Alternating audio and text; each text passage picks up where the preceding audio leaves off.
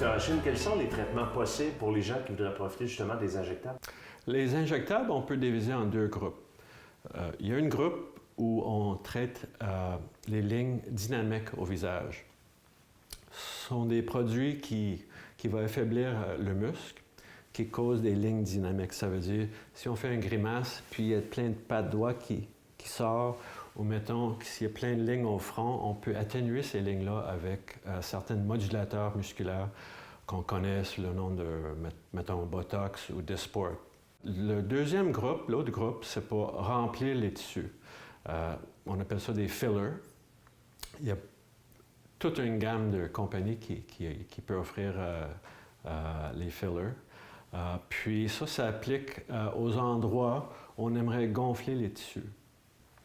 Puis il y a toute une gamme de compagnies, gamme de produits qu'on peut offrir, mais le principe est toujours pareil, c'est pour gonfler les tissus au lieu de affaiblir. À qui s'adresse justement, précisément, les injecteurs?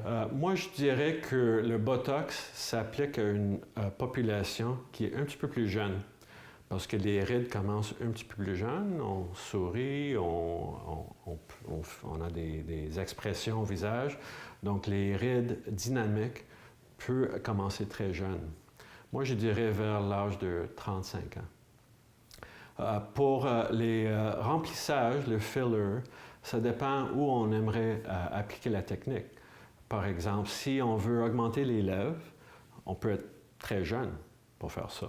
Mais si on veut remplir un creux, mettons un creux ici qui se développe avec l'âge, c'est quelqu'un qui est un petit peu plus âgé.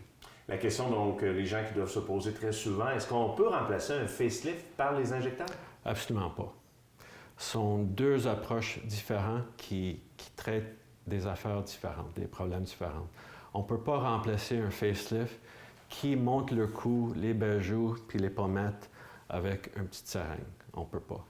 Mais ce sont des techniques complémentaires. Par exemple, je peux faire un facelift chez quelqu'un qui a peut-être un manque de substance en dessous de la peau, un manque de graisse.